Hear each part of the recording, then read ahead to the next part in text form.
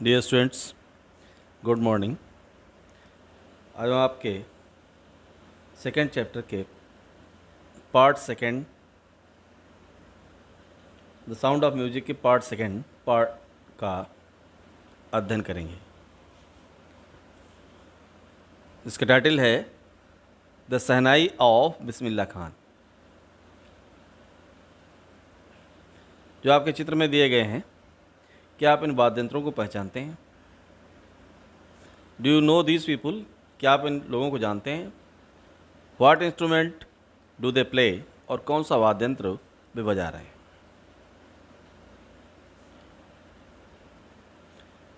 Think of है the शहनाई। शहनाई के बारे में सोचो। And the first thing you will probably imagine, और पहली बात जो आप कल्पना करेंगे, इज़ ए वेडिंग, कि कोई शादी हो रही है, आर ए सिमिलर ओकेजन, अथवा कोई इसी प्रकार का अवसर है, और फंक्शन अथवा कोई उत्सव हो रहा है जहाँ पर शहनाई बज रही। द नेक्स्ट वुड प्रोबली, शायद आप कल्पना करें, बी उस्ताद बिस्मिल्लाह खां, कि वहाँ पर उस्ताद बिस्मिल्लाह खां हैं। शहनाई मास्ट्रो, शहनाई के बादशाह, प्लेइंग दिस इंस्ट्रूमेंट, जो इस वाद्य यंत्र को बजा रहे हैं। आप ये कल्पना करें कि उस जगह पर बिस्मिल्लाह खां हैं, जो शहनाई वादक हैं, प्रसिद्ध शहनाई वादक, वो शहनाई बजा रहे हैं। आइए लेसन को स्टार्ट करते हैं। The emperor Aurangzeb, emperor means होता है सम्राट। सम्राट औरंगजेब ने बैंड, प्रतिबंध लगाना, बैन मीन्स होता है प्रतिबंध लगाना, तो प्रतिबंध लगा दिया था, रोक लगा दी थी। The playing of musical instrument, the playing बजाने के लिए, अ म्यूजिकल इंस्ट्रूमेंट टू, एक वाद्य यंत्र को, एक संगीतात्मक वाद्य यंत्र को बजाने से रोक लगा दी थी। कार्ड पुंगी, इसे पुंगी के नाम से जाना जाता था। तो बादशाह औरंगजेब ने अपने शाही निवास में, इन द रॉयल रेजिडेंस, शाही निवास, अपने शाही निवास में पुंगी नामक वाद्य यंत्र के बजने पर रोक लगा दी थी।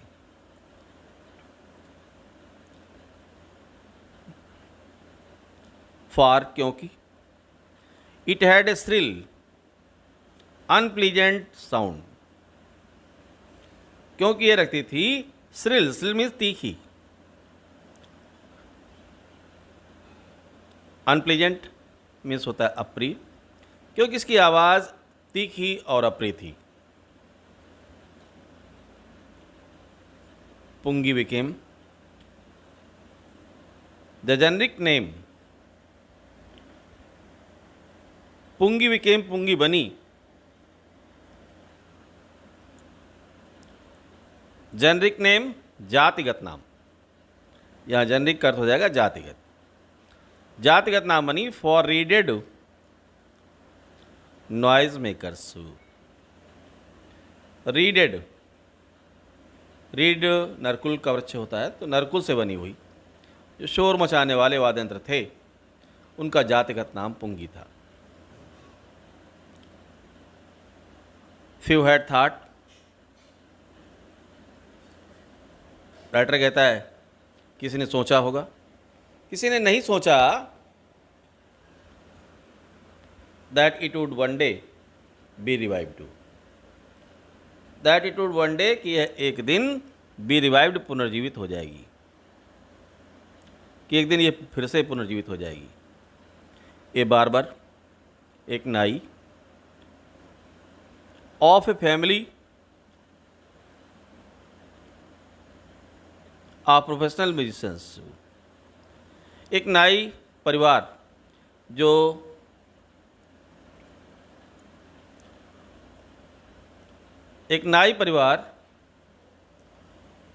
प्रोफेशनल, व्यावसायिक रूप से म्यूजिशियंस थे, संगीतकार थे। एक नाई परिवार जो व्यावसायिक रूप से संगीतकार थे, हु हैड एसेस, जिनकी पहुंच थी, टू द रॉयल पैलेस, उस शाही महल तक, उस शाही महल तक जिनकी पहुंच थी, वे वहां जाया करते थे। डिसाइडेड टू इम्प्रूव, डिसाइडेड निश्चय किया, टू इम्प्रूव, इम्प्रूव मीन्स सुधार करना। The tonal quality of the pungi, tonal quality,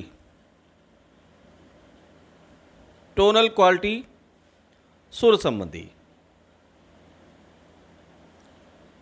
स्वर संबंधी गुणों को सुधारने का निश्चय किया। ही चूज, उसने चुना, आ पाइप, एक पाइप चुनी, with a natural hello stem, with a natural, natural means प्राकृतिक, हालो स्टेम खोखले तने वाली, उसने प्राकृतिक खोखले तने वाली एक नरकुल को चुना। दैट वाज, जो थी, लॉन्गर एंड ब्रॉडर, जो लॉन्गर लंबी थी, अधिक लंबी थी और अधिक चौड़ी थी। दैन द पुंगी, पुंगी की अपेक्षा, जो पुंगी की अपेक्षा अधिक लंबी और अधिक चौड़ी थी।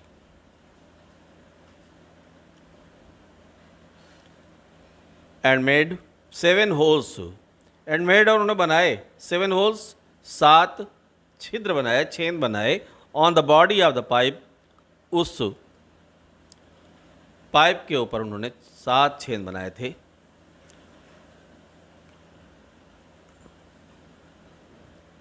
तो उन्होंने उस नरकुल पर, उस मुरली पर 7 छेद बना दिए।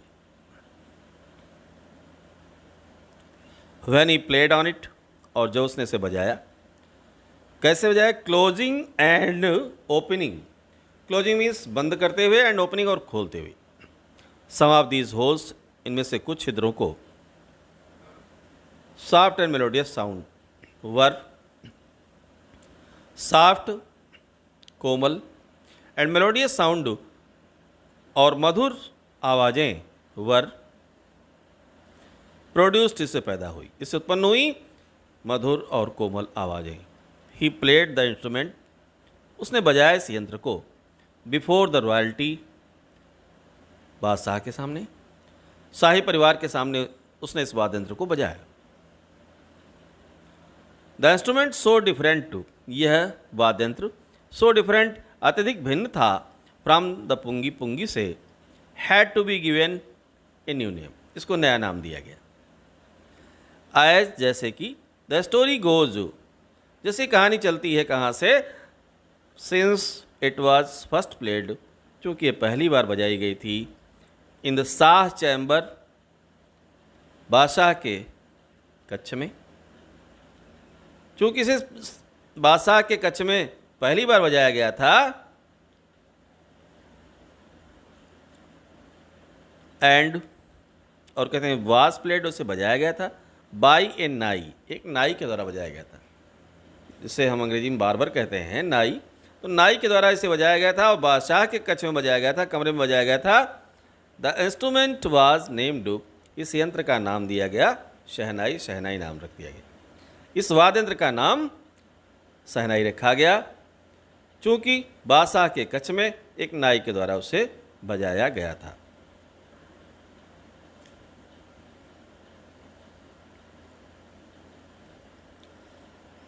The sound of the Sahnai began to be considered. The sound of Sahnai, सहनाई की आवाज़ को began to be considered, इसे समझा जाता था, माना जाता था। क्या माना जाता था? ऑस्पिशियस माना जाता था। ऑस्पिशियस मतलब शुभ, मांगलिक। तो सहनाई की धुन को, सहनाई की आवाज़ को मांगलिक माना गया, शुभ माना गया। एंड फॉर दिस रीजन, और इसी कारण से, इट इज स्टिल प्लेड, इसे अभी भी बजाया जाता है, इन द टेम्पल्स, मंदिरों में बजाया जाता है। और यही कारण है कि इस वाद्य यंत्र को अभी भी मंदिरों में बजाया जाता है। And is an indispensable, and is और है, एन इंडिस्पेंसिबल मीन्स होता है अपरिहार्य, और यह अपरिहार्य अंग बन चुका है, कंपोनेंट अंग बन चुका है of any north Indian wedding, किसी भी उत्तर भारतीय शादी का एक अभिन्न अंग बन गया है। इन द पास्ट, भूतकाल में, अतीत में, the shehnai was the part of the नौबत। शहनाई वाज द पार्ट, शहनाई मुख्य वाद्य यंत्र था। नौबत, अब नौबत इसका नाम क्यों पड़ा? क्योंकि राज दरबार में पाए जाने वाले 9 वाद्य यंत्रों, जो परंपरागत 9 वाद्य यंत्र थे, उस यंत्र समूह का एक अंग शहनाई भी थी, इसलिए इसको नौबत कहा गया। और ट्रेडिशनल, पारंपरिक, इंसेबल ऑफ 9 इंस्ट्रूमेंट्स, अथवा कहता है ट्रेडिशनल, परंपरागत, इंसेबल जिनमें अंग थे क्या, ऑफ 9 इंस्ट्रूमेंट, 9 वाद्य यंत्रों के, found at the royal court, इन्हें शाही दरबार में बजाया जाता था। तो उन शाही दरबार में बजाए जाने वाले 9 वाद्य यंत्रों में से एक शहनाई भी थी। Till recently it was used in the temples, कहते तब से लेकर के रिसेंटली, हाल तक, अब तक, इट वॉज यूज, इसका प्रयोग किया जाता था। इन द टेम्पल्स, मंदिरों में इसका प्रयोग किया जाता था। एंड वेडिंग्स, और शादियों में इसका प्रयोग किया जाता था। द क्रेडिट, योगदान, ऑफ ब्रिंगिंग दिस इंस्ट्रूमेंट, इस वाद्य यंत्र को, अनटू क्लासिकल स्टेज, शास्त्रीय मंच पर, शास्त्रीय, क्लासिकल मीन्स होता है शास्त्रीय, स्टेज मंच, तो शास्त्रीय मंच पर इस वाद्य यंत्र को लाने का श्रेय गोज टू उस्ताद बिस्मिल्लाह खां को जाता है। उस्ताद बिस्मिल्लाह खां को इस शहनाई वाद्य यंत्र को शास्त्रीय मंच पर लाने का श्रेय जाता है।